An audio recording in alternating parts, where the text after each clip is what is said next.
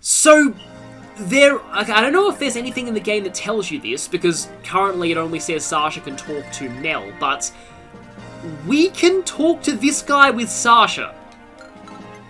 And, let's just say in my test playthrough, I had Sasha over here, and, I had to stall this map out for like 20 or 30 turns because of that, because it just took forever, because I tried to move Sasha to where he was, and then Sasha kept running away, and then it was weird. We had to play a game of, run around the map with, Norton over there. Yeah, I'm gonna have to use some drastic measures on... Oh, but I kind of want to save the hammer for the tank. Okay, I can... Oh, that's banking on critical hits, though. What to do here? I think I will save my heal, though. I do know that Norton can just break anything he gets his hands on. Because, yeah, that's 17 times 2, that is, like, 34. And he can still equip this javelin, and he has 5 attack speed with the javelin, which is stupid.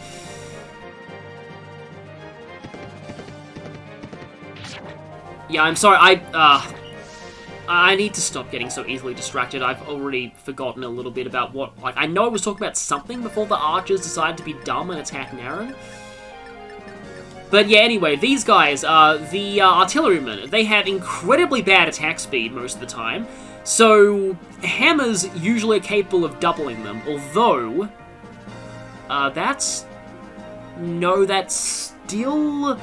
That's still over 30 damage, I think. So if I hit either one of these, he's dead.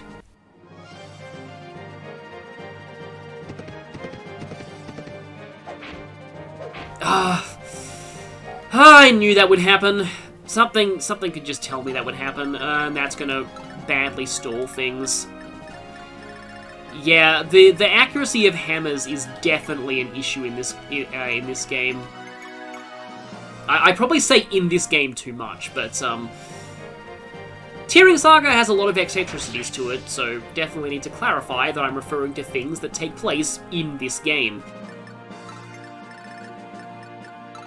It's probably best that Mel doesn't go too far before that ballista is down. And I guess here's Mel's dismounted staff animation.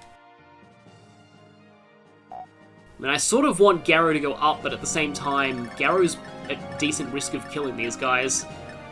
But he is kind of the best offense I have against them right now. Although, if I'm being bottlenecked down here, maybe I can send Raffen up to intercept the reinforcements. But the problem with that is that I don't want Raffen to kill Norton. Okay, don't put enter in range of a ballista. That would not be a good idea. I have, I know that this is going to be, like, massive famous last words, but I have never got a game over by losing enter before, and I don't want to start now. Because that's not a good habit that you want to be starting. Oh, okay, yeah, this is annoying. There's too many archers down here. I guess I can send him down here, because, like, again, Shram has a lot of uses, and, you know, what use is a sword if you don't use it, right? Well, I mean, you know, this is an FE7, and in FE7, that guy... Ironically, that guy's a villager from FE7, and that's, like, the one game where that's possibly bad advice because of the funds ranking. I still think the funds ranking is kind of dumb, honestly. Okay, can Martel...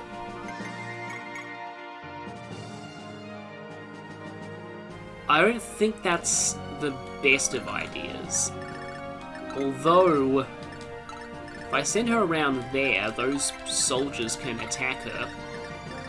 There's a funny thing involving Martel and the tool-assisted speedrun of this chapter, which I've read some notes on. Sometimes it's like I looked at a lot of walkthroughs. I really should have looked at more speedrun notes, because often speedrun notes give you pretty good insights into how the mechanics of the game work, and that's where they talked about the RNG. So I think it was someone in the comments called Aggro Incarnate who mentioned that. So thanks for linking me to those speedrun notes, because they're very interesting.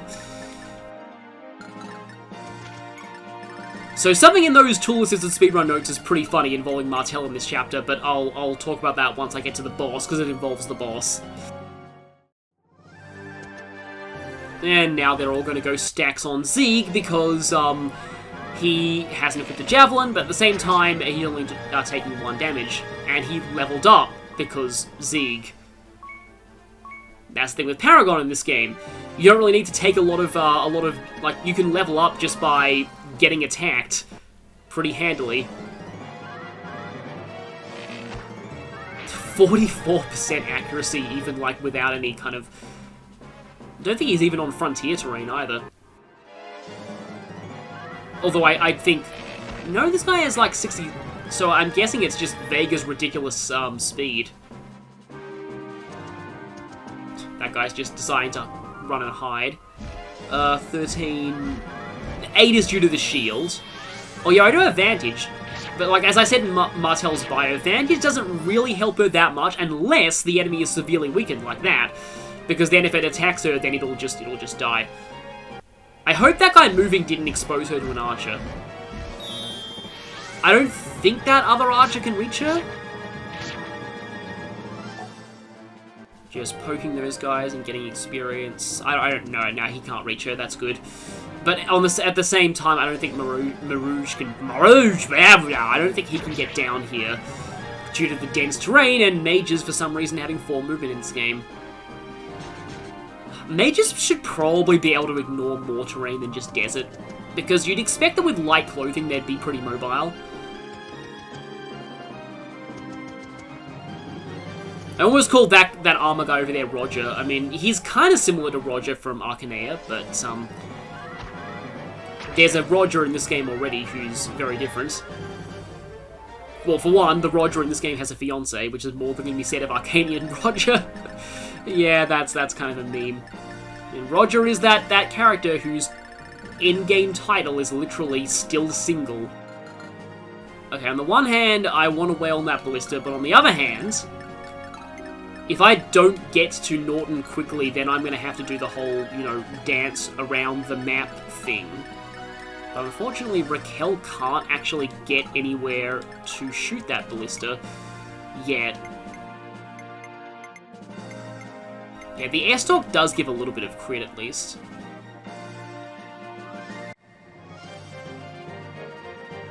So I suppose if I don't really have a ton to say... Wow, she just straight up destroyed that ballista. Okay, I would appreciate a little bit more strength. It is a 20% growth though, so it's not that reliable, but it is definitely a thing that can happen, and I'm not even going to bother mounting up because there's still frontier terrain down here. I think somewhat like the first kind of time I really seriously heard the term frontier was Battle Frontier. And then there's a theme song for that in the anime. I think both the Japanese and English Pokemon opening themes are decent. Okay, that guy... Okay, he can get to Martel now, so Vega needs to explode him right now. And that's not enough. I'm going to have to use the Reaper's Sword of Reaping. And I really hope that I actually smash that tank this turn. I'm missing a tank with an anti-tank weapon. It's Valkyria Chronicles all over again. I talked about, okay, so, I mean, okay, my FF12 series wasn't, super popular in terms of views, so maybe I need to explain this again. So, Valkyria Chronicles. I like the Valkyria Chronicles games, and they are, turn-based strategy. There's something that I might consider one day. Z clearly just got frustrated from missing that tank all the time. The problem is, like, speaking of frustration, the Valkyria Chronicles games tend to make me very, very angry. And that's why I'm not really sure whether I would ever, like... They're not a major priority for me to do on the channel because of that, because I get very salty at Valkyria Chronicles, mostly because, like, nothing hurts more than pointing the gun directly at an enemy and just having them duck randomly. Or just, you know, the shot missing, or just veering away. It's just... And later on in the game, your accuracy gets much better, and you start unlocking better weapons that have better accuracy, and weapons where accuracy doesn't really matter, like flamethrowers. This is the kill count one, so I think I'll use this just to rack up another kill on the kill count. But early game Valkyria Chronicles is really, really painful when it comes to just missing all the time, and it just tends to make me very angry, and I'm not sure that would be fun to watch. So I don't know if I'd ever actually go into Valkyria Chronicles. His strength is only 4 points off being capped. And by the way, capped stats in TearRing Saga are complete overkill. Like, you do not need to reach your caps in this game. Even 21 strength is overkill. And I have it this early.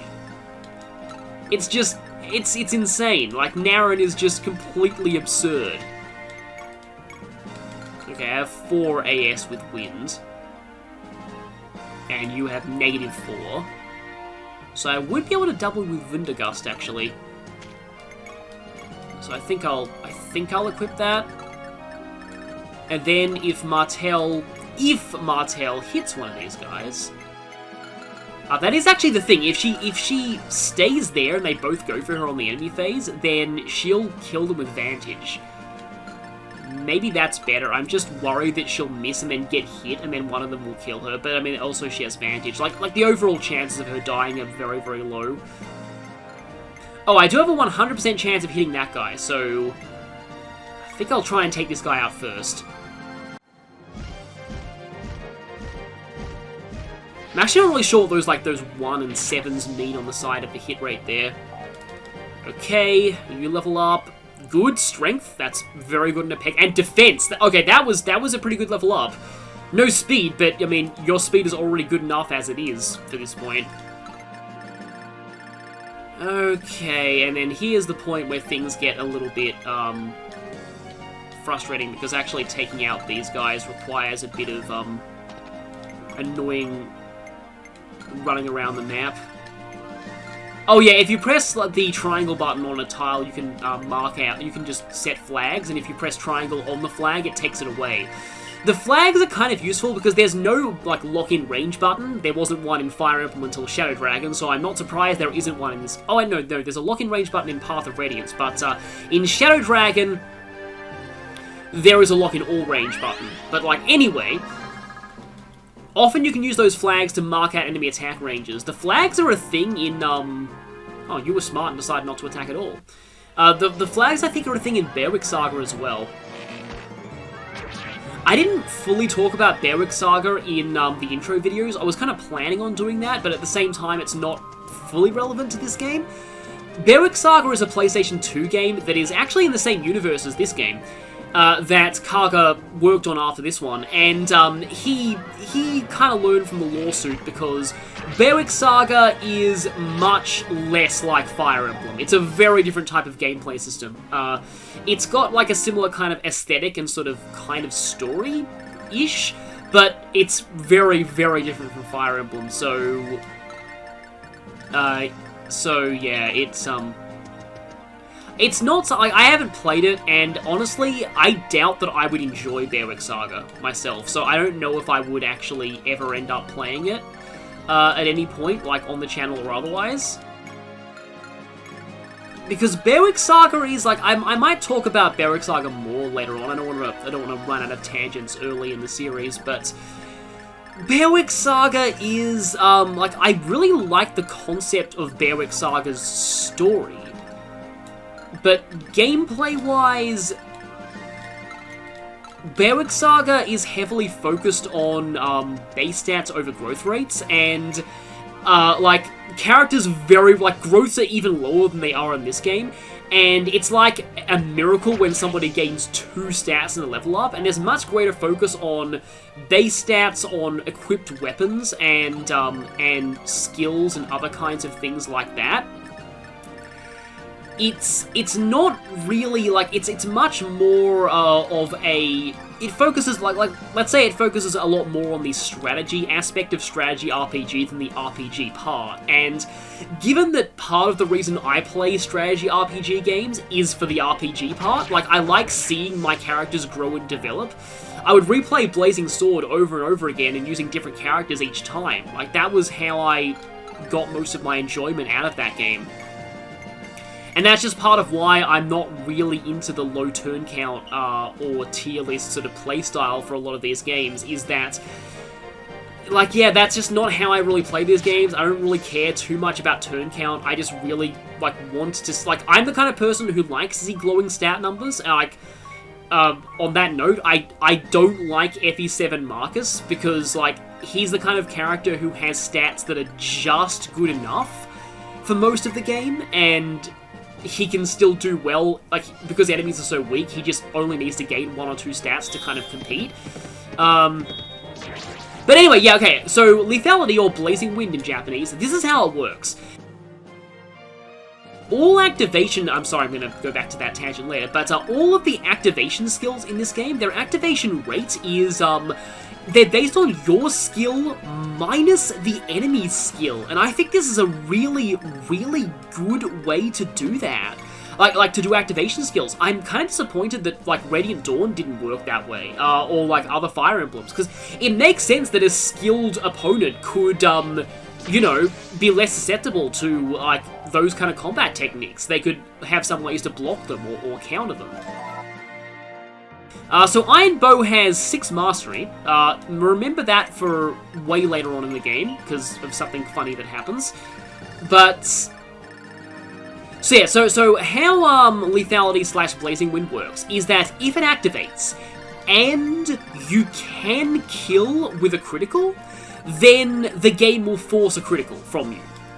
So you need to be able to kill with an enemy. Some guides just say, like, that the skill will only activate if the enemy's HP is low, and that's technically true, but that's not the whole truth. Like, again, how it works is that you need to be able to kill with a critical, and then the skill will give you an automatic critical if it activates, but it has a unique animation. I hope that description made sense, but a lot of guides are wrong on exactly how lethality / blazing wind works in this game. That's why I didn't why I said that it's in that great on Arcus, because Arcus has low attack power, and, you know, the higher your attack power, the more likely you are to be able to kill with a crit. I wonder if I should have healed Raffin, although equipping a Javelin, not doubling these guys, might actually be a good thing for him in the long run.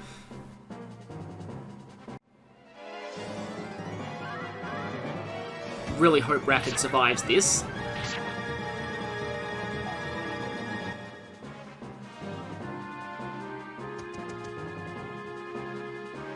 And what I was saying in the first place about, yeah, about the whole, you know, strategy versus RPG. Basically, the kind of Fire Emblem player that I am, I don't think I would enjoy Bearwick Saga very much. But, like, again, I love the idea of Bearwick Saga's story. I want to talk about that more in later parts, hopefully without spoilers. I only know vague things about how its story works. But it sounds really interesting, and it's one of, like, the best ways I've seen a morally grey war story done in anything. It's something that I kind of wish that Three Houses or other games that tried to be morally grey take cues from.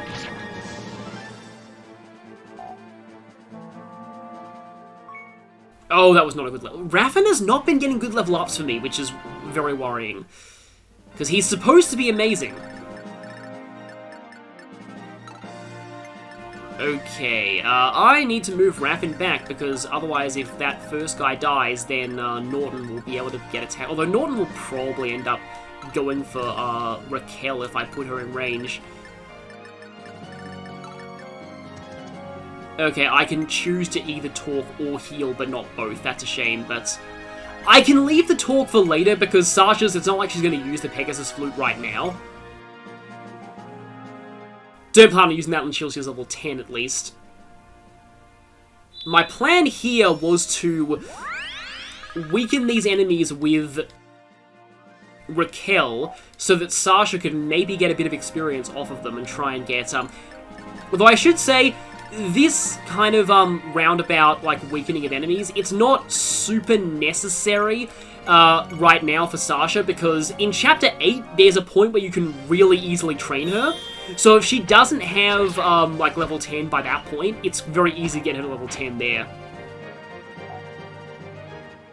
But I personally like getting her promoted in Chapter 7, because then she gets promoted in time for the end of the first story arc, and also, yeah, then she can get even more experience in Chapter 8. Okay, I'll move Raffin back one, and then I think I'll try and pick off a singular enemy, and then I'll heal him.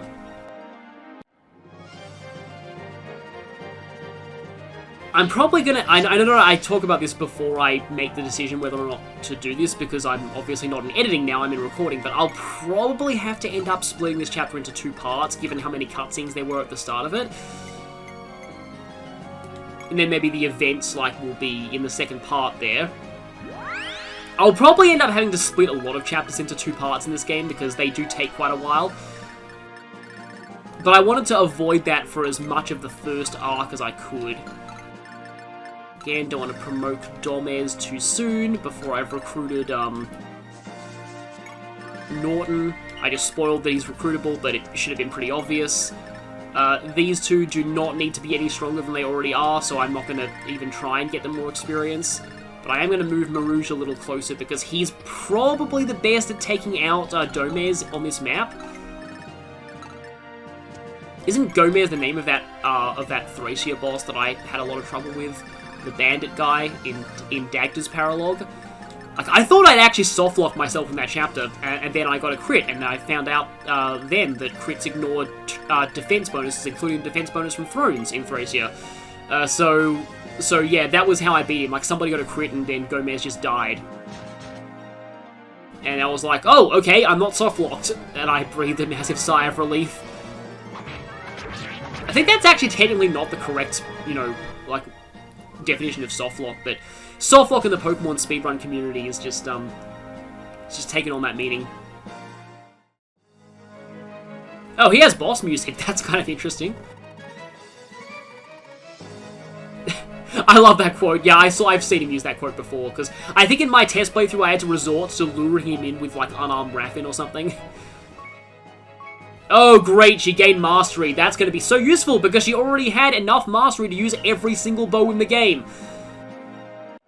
Yeah, that is kind of annoying. Like, I almost feel like Mastery caps should be, like, dynamic between classes, so that, like, a class that, say, is bow-locked has a Mastery cap that is, you know, enough Mastery you need to use every bow. And then from that point, you just stop gaining Mastery, because that would definitely be kind of convenient.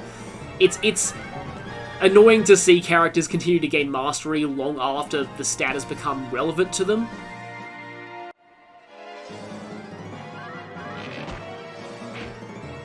And that guy's won himself a free trip to 1 HPville.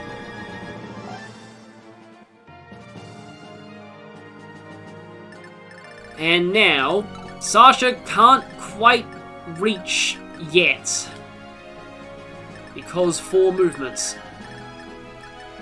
But at the same time, like, I'm just gonna...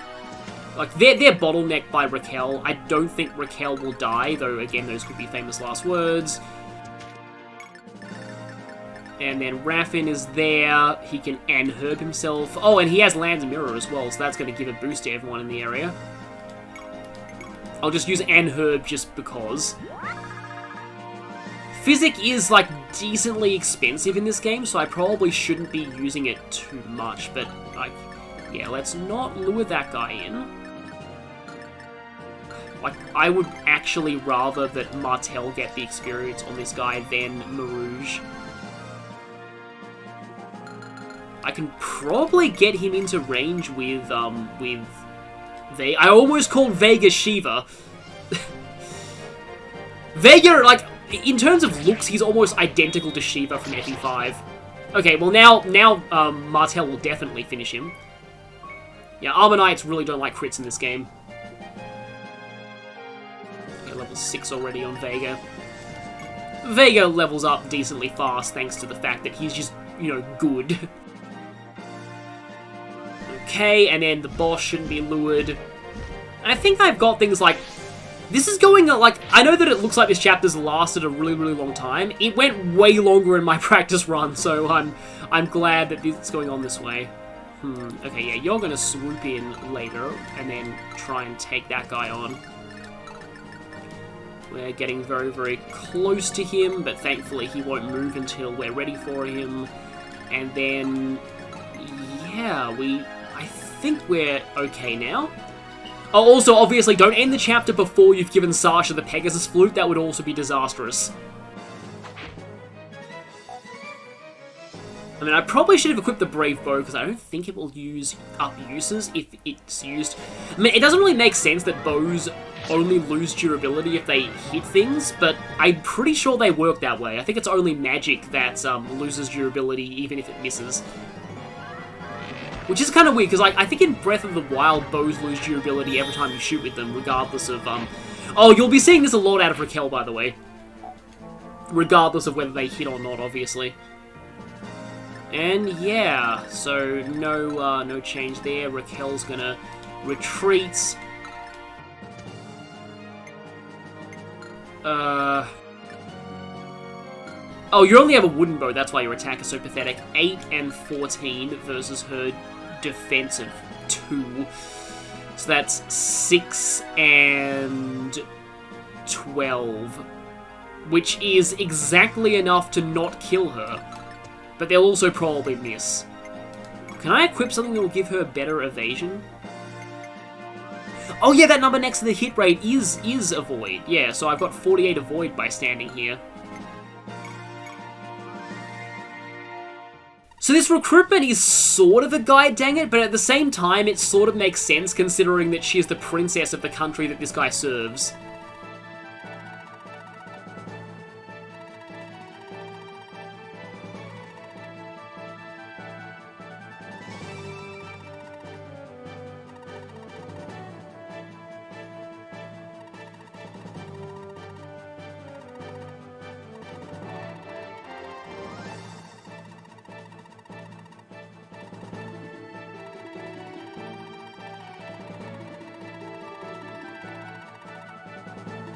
Yeah, good thing you carry that around with you.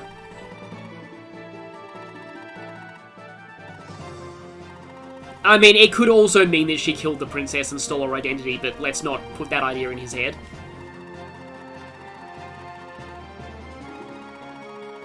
Isn't Corporal like a really high rank? I don't know if he should be that high ranked, honestly.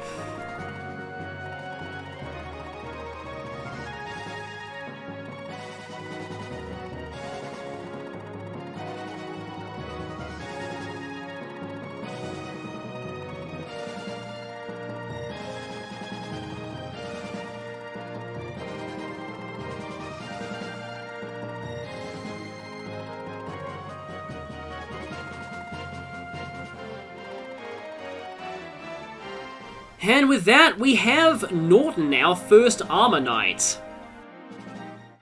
If you're expecting Kaga to have fixed Armor Knights in this game, not exactly. They suffer even worse from movement in this game than they do in most others because they only have 3 before promotion. But Norton does have the unique quality of promoting to Great Knight instead of General, giving him an increase in movements, up to the average of a promoted foot unit, which he still loses indoors. And the promotion gains on Great Knight aren't, well, great either. At least the game encourages you to promote him early by his skills, that way you get PVs early. He has among the better strength and HP growths in the game, but that's really all he has going for him. He mostly exists if you really want to use a Great Knight, as again, he is the only recruitable one in the game. Oh, and that class is actually called Iron Knight in Japanese, which is so much cooler. And yeah, some people were calling him being a generic boss when they first saw him, but no, he's recruitable, which is kind of nice. And, okay then. getting ready to give the flute. That'll be the other conversation out of the way. There's really not a ton else we can do except inch you ever so slowly closer. And then we're going to lure this guy in and unload on him. The Iron Blade, I think, was called Iron Claymore in an earlier fan translation, which is pretty cool. I don't know, Claymore is just a cool sounding name to me. Okay, is that the... Okay, it's the Spearman, not the Archer. Yeah, 12, and then, yeah, 6. She's fine. She's fine. She is completely fine. Except that guy's running a little bit,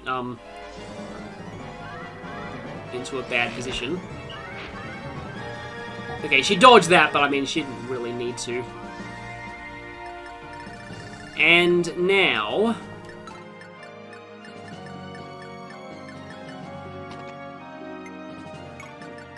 I think it's still not really safe to give her the Pegasus flute just yet.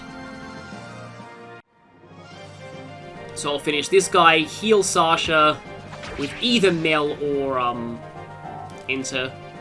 Okay, so Sasha should be at... Yeah, she'll be at level 8 if she also gets that guy.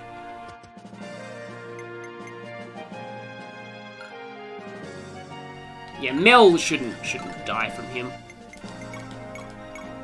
I forgot to turn off Mel's animations. I'll do that in a moment.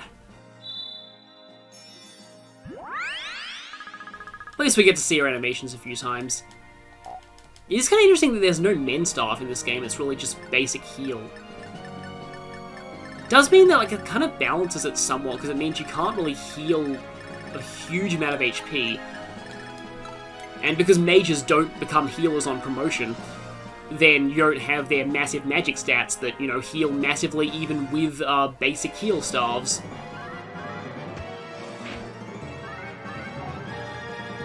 Ah yes, the experience healers get out of dodging attacks. The only way they could level up in the original Fire Emblem 1. True story.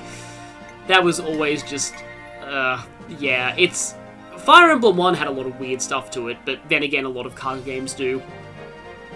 They gain like 20 experience or something just from dodging, so it's not hard to level them up that way, but it's still kind of weird. Okay, an increase in magic is actually decent. And she only gets Vantage as a princess, I'm pretty sure. So now, I can finally mount and talk.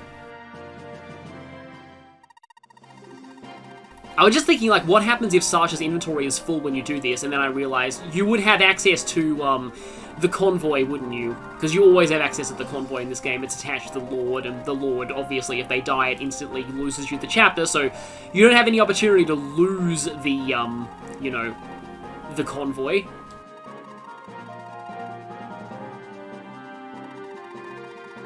Calling Wild Pegasi to you. I mean, it'd be kind of funny if it ended up summoning a Pegasus that just hates you.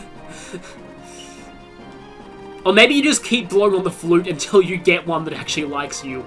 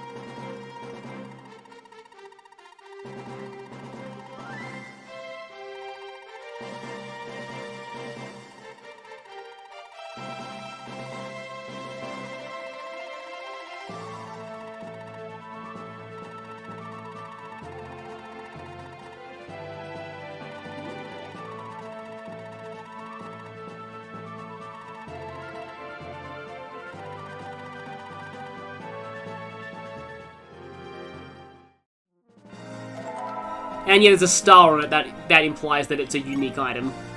Or at least a rare one. Looks like an ocarina too. But she can use that at any time, but she'll miss out on Paragon if she doesn't use that at level 10, because she can only learn Paragon as a princess. And with that, it should be... I think we've taken care of most of the... Although I think Runen... Oh, Runen has a conversation with...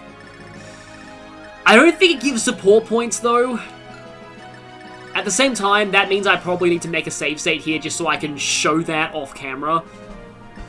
And yeah, let's just go ahead and lure this guy. So the funny thing involving... And I'm going to make sure to lure him to a not forest tile. Yeah, if I go there, the only places he'll be able to attack from are not forest tiles, so that's good. So the thing in the tool-assisted speedrun that's kind of hilarious is that the tool-assisted speedrun needs to kill this guy with Martel. And Martel has, even accounting the TearRing Saga hit rate system, it is a 1 in 2,500 chance of Martel killing the guy in like one round, I think. And they actually have to rig the RNG specifically so that happens. And they do some stuff, I think even in the previous chapter, just to make sure the RNG goes their way. Literally, because you're using an Iron Blade, I guess. Okay, Vega can't hurt you at all, but if he crits, he will, but he... I like the way generals look in this game, though. They look really cool, honestly. Okay, Runen can attack as well. But let's try Marouge. If he gets a Wundergust crit... See, here's the thing, like, even... I find that even with crits, Wundergust doesn't always one-round, like, armored enemies, because they have massive HP in this game. And Wundergust crit rate isn't even that high to begin with. And he can't even double this guy either, so... Yeah, it's just... It's not... I don't know, it's just kind of... not the most useful of the personal spells in this game, I find. Okay, I would probably rather attack you with Vega and his Shram right now, even though it's not really gonna... I kind of have to crit here to do well. But my chances of critting are pretty solid.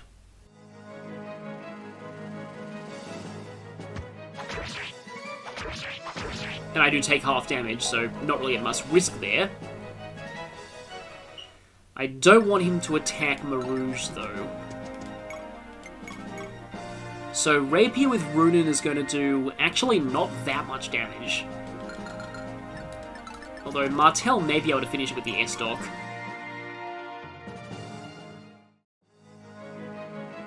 Yeah, like, you might think that being a task manipulating the RNG for this boss would be easy for that run. But it's harder than you might think, because this game doesn't have that easily manipulatable RNG thing involving, like, movement arrows, where you wiggle around the movement arrow and you get, like, easy RNG manipulation. Ugh. That is not going to do it unless she crits, and that's 7, which means that it's effectively a 1% chance of a critical. Okay, so I actually have to just park her in front of him? And then Physic Runen. Although, I don't even know, is Runen even gonna live even with Physic? I'm not sure he'll even survive with Physic. Because his shield just broke. This level up on Enter might not even matter. 25 attack on defense 4. Yeah, I just barely do not have enough defense to survive that. Maybe I should have brought those two... well, never mind. Although, what is the hit rate of the Tomahawk versus the, Yeah, it's bad. Versus the Javelin... 60. Just in case. Won't need that halberd for now. I didn't really want Zieg to get the kill here, but I may have to do that. 3 and -1, that's actually not enough to double, but I do have a ridiculously high critical rate for some reason. I don't know how my critical is that high. 24 versus... Oh, and I have 6 attack speed with this. Yeah, I should probably do that. This thing's pretty light. And there we go, crit. There we go.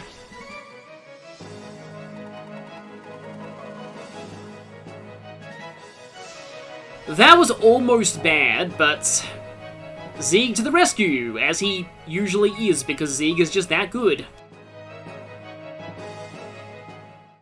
I kind of wanted Martel to get the kill there, but that's fine. That is probably the most difficult chapter so far. It's still not that bad, but it can get you if you're not careful.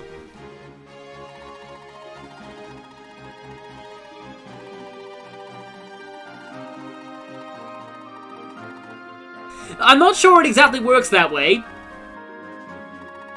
They're probably all just gonna... Like, it would really suck if we got to the castle and then everyone just collapsed. Guess that's what they call a forced march.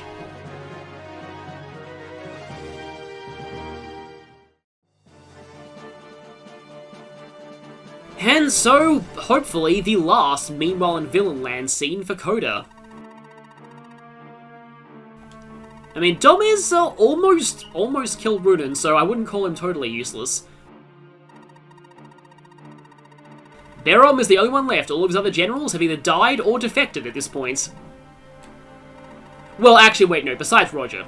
But, you know, Roger clearly isn't, you know, fully on Coda's side. As Coda is just saying.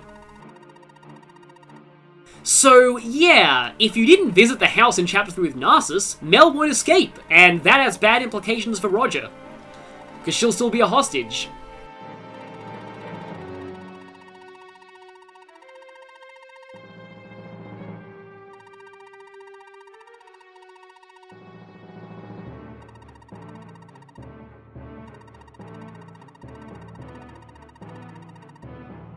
I mean, yeah, it was pretty lucky for Welt that we got here when we did.